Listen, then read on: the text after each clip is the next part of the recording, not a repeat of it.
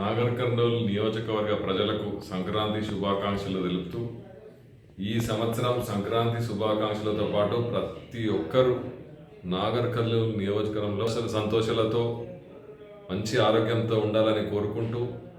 రాబోయే కాలం మా పాలన కాంగ్రెస్ పార్టీ పాలన తప్పకుండా గడప గడపకు అభివృద్ధి జరిగేలా ఉంటుందని మీ అందరికీ హామీ ఇస్తూ రాబోయే కాలంలో క్యాంప్ ఆఫీస్లో ఎవరొచ్చినా ఏ సామాన్యుడు వచ్చినా డైరెక్ట్గా వచ్చి ఎమ్మెల్యేను కలిసే విధానంగా అన్ని విధానాలుగా మీరు వారి సమస్యలు చెప్పుకోవచ్చని మీ